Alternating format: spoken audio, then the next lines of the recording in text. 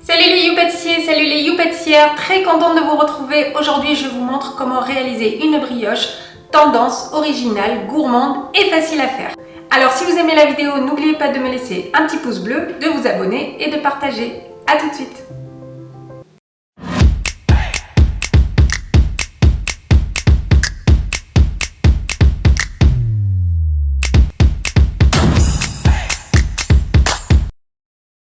Pour cette recette, je mets au fond de ma cuve la farine, le sel, le sucre, la levure de boulanger.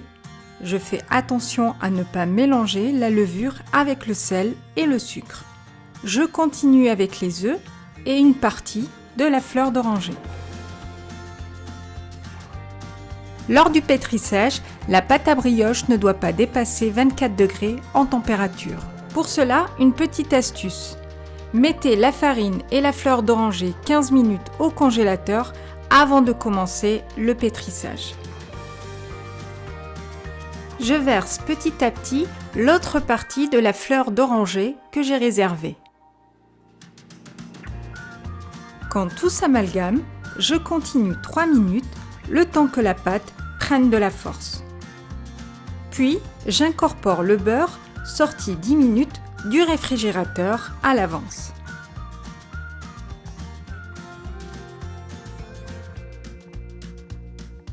Je n'oublie pas de racler le fond de ma cuve avant de continuer.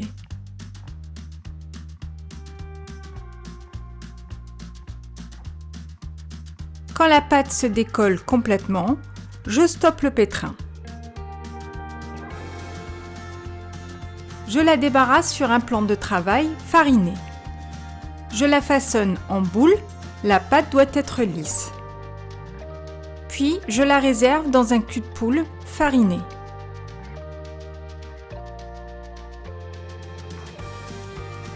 Je recouvre 2 fois la pâte de film alimentaire pour éviter qu'elle ne sèche. Je réserve au repos à température ambiante pendant 45 minutes. Après 45 minutes, la pâte a doublé de volume. Je vais à présent la dégazer sur un plan de travail fariné. N'hésitez pas à bien l'aplatir.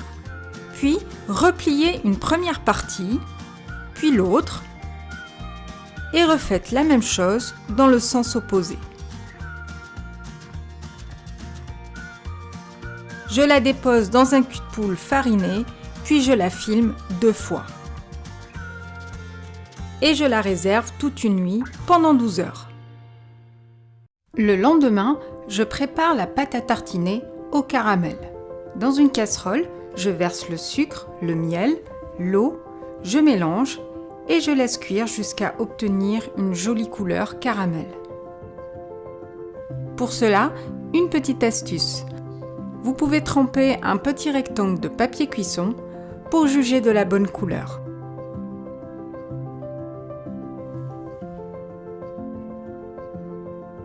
Je verse la crème que j'ai chauffée au préalable dès que mon caramel a commencé à prendre de la couleur. Puis je cuis 1 à 2 minutes. Je stoppe immédiatement la cuisson en déposant la casserole dans de l'eau froide. Je fais tiédir ma préparation, elle doit être lisse et crémeuse. Puis je la débarrasse dans un pot et je réserve au froid. Pour la brioche, j'ai prélevé un pâton de 300 g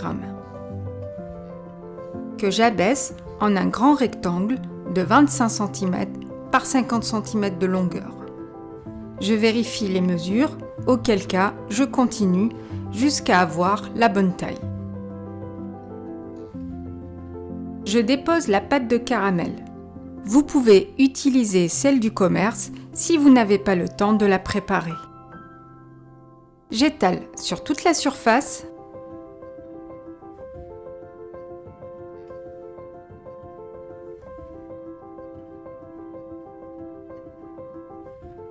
Puis je dépose de la poudre de noisette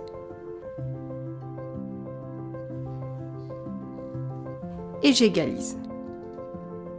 Je roule la pâte en étirant légèrement vers l'arrière pour la serrer.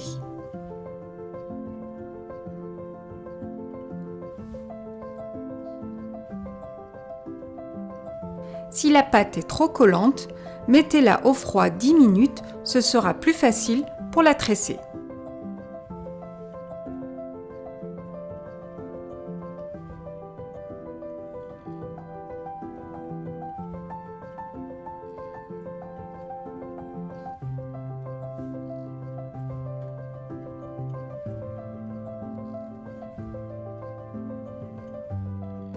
Je la positionne bien droite et je découpe à l'aide d'un couteau tranchant au milieu.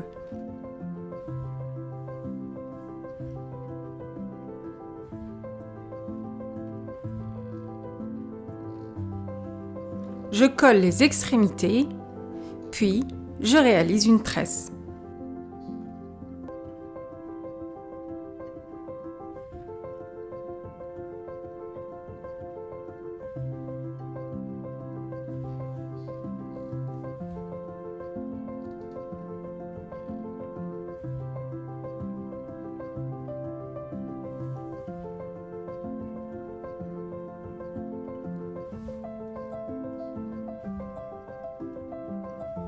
Je joins les deux extrémités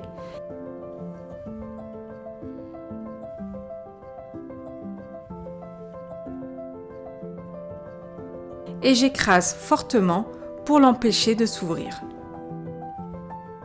Je rabats la jointure que je colle en dessous. Puis, je la dépose dans un moule beurré et fariné.